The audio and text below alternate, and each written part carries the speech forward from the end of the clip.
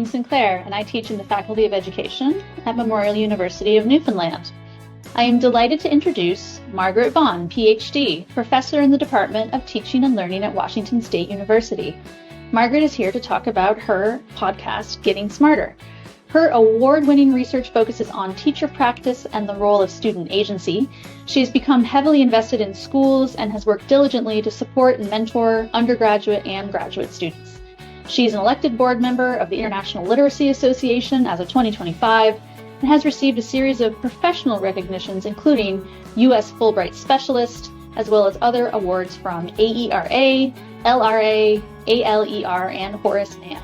She has published numerous articles on developing literacy practices, adaptive instruction, and teacher knowledge, as well as writing or editing 5 books in the last 5 years on reading, literacy, children's literature, and student agency. We will link to those titles in the newsletter. Hi, Margaret, and welcome. Thank you so much for joining me today. Thank you so much for having me. This is so fun. We're here to talk a little bit about your podcast, Getting Smarter. So for those who haven't heard it yet, who is the audience for Getting Smarter, and what can listeners expect when they tune in? So really the audience is for anyone that is interested in anything related to education and literacy, anyone. Listeners can get to listen to critical thinkers and award-winning leaders in literacy education, and they can expect to really hear some of those important educational movements from scholars who've taught in different locations across the globe. And it's they can also hear scholars share their experiences in schools, their early experiences as teachers and growing up. And so I feel like it's a really wonderful opportunity to, if you're at all interested in any aspect of education and literacy, to listen to these really giants in the field. I have to say I was really inspired by listening to some of my heroes talk about their early experiences as classroom teachers, for example, or in graduate school. And it just reminded me, like, everybody starts somewhere. Yeah, right. I feel like that's such a true thing. Like, I feel like when what kind of originated me to think about this was just kind of, my own journey in the work. And so like I started the podcast really to advocate for the profession, the teaching profession, and just really to have conversations with people who are really, really smart and a lot smarter than myself. And these scholars really have just transformed the way that we think about so many aspects of literacy and also just education as a whole.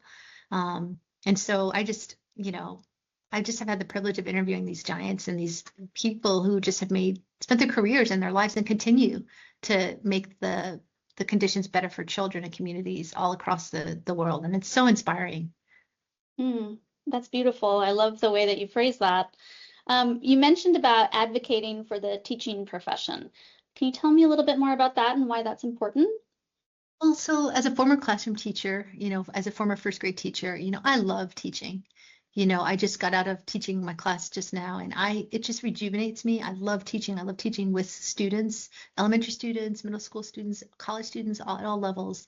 And I don't feel like we're getting a good, we're getting a bad reputation, I think, or not a reputation, but that we're not, the wider popular opinion is not necessarily supporting teachers and highlighting all the positives, particularly in public school settings, of what's going on in schools. I mean, there's just this deficit-oriented look at what schools are lacking. And so I just wanted to pause on that and say, hey, what are we doing and what have we done and what can we learn by just listening to one another? That's so refreshing. I love that. What does the title of your podcast, Getting Smarter, mean to you, and how does it shape the conversations that you have? So I want to just kind of give a little bit of honor to my former mentor and friend, Dr. Jerry Duffy, and he's not my former mentor, he's still my mentor back when I was a doctoral student. So my former studies as a doctoral student. So he would often say to us, hey, read this idea or read this person and read this concept and it'll help you get smarter. And so that has always stuck with me after these several years, and even continued conversations with him today and with others. And I use it in my own language with my own children and also with students. And how do we get smarter? And so it kind of builds from that, and just this idea of the importance of my own philosophy of just listening to people. Like, people have so many amazing stories. And if we can listen, I think we can all learn more about ourselves and also the world around us. So that's what it means to me, is this continual notion of we're all learners all the time. If we can view ourselves as always from that mindset of how do we get smarter, how do we learn from others, how do we listen more actively so that we can all get smarter collectively and individually. And I think that kind of is the vibe in the podcast is I'm just having conversations with people about what, where have they been, what have they done, and how did they make these paths? And one of my favorite questions is I always ask, what surprises you, or what has surprised you about the work or your experiences? And that's just become like a really fascinating question that people respond to. And it's always never what I expect. So I always love, it's just fun to hear what people think about that question and all of their stories. That's so fascinating. I did notice a couple of the guests that you interviewed saying like, well, gosh, that's something I haven't thought about in a while. And like, I haven't told this story to too many people, right? You're really getting into some of those backstories that really shape, I think, educators and researchers to become who they are. So I love that deep dive. And thinking about the title of the podcast, Getting Smarter, we don't often use that word. We don't use the word smart or smarter in education. It's kind of ironic, right? Yeah. But of course, that is our goal. And I love the idea of a positive outlook on education, and we can highlight the good work that we are doing every day to help children, students of all ages, and adults get smarter. That's amazing. I love that. So your guests come from diverse backgrounds in education and beyond education. How do you select who to bring onto your show? Okay, I invite so many people. It's kind of fun. I mean, every couple of days I'll send invites to people. And so, it first started really with people that I've read that I'm like, wow, I really wonder how this came about, or I wonder what the story behind this might be, or I've heard them talk and I've been a little bit more curious about something they said, and I wanted to have that follow up. And so a lot of it just sort of originated from that point. But now it's like there's so many people.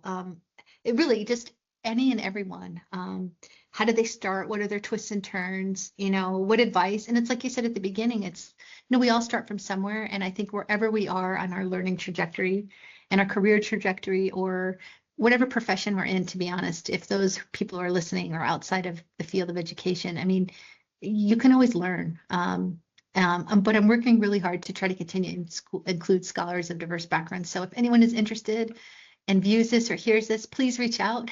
I'd love to talk with you, because that's my big goal, is to try to make it more inclusive as possible, and invite so many scholars, particularly scholars of historically marginalized populations, to be more included, so we can have really more representation. So that's my big focus.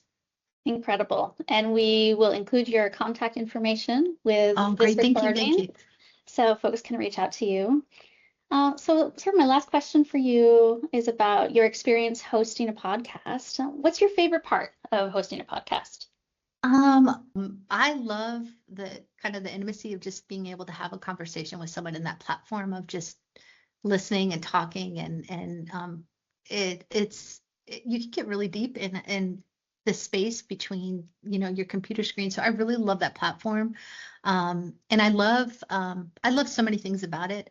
It's a lot easier than I thought it would be. I am not that savvy when it comes to technology. I'll just be transparent about that, but it's pretty easy to do if you have, I mean, I say that, but I'm definitely privileged with what I have in terms of laptop and materials, but I primarily use my computer, and I just use Zoom to record. And so my favorite aspect of that is the easeability of it, and how it's an accessible mode for me to reach out to people anywhere, to talk to anyone. And my ultimate favorite thing is just having really great conversations with wonderfully kind and dedicated people who are, they're just wonderful, and they continue to make such a difference in the field and in the world. And it's really inspiring. And a big funny thing, I'll just leave with a quick story, is that my husband was listening to it, and he's like, you have to stop saying these people are your hero, like every episode.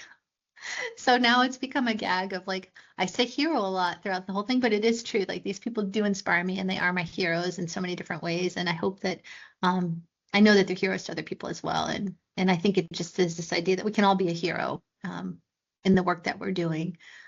So that's probably it. I love it. It's a celebration of education and Yeah. making our connections, which is so important for our work. So thank you, Dr. Margaret Vaughn, for sharing about your podcast, Getting Smarter. Thank you so much. It's been such a pleasure. Thanks again.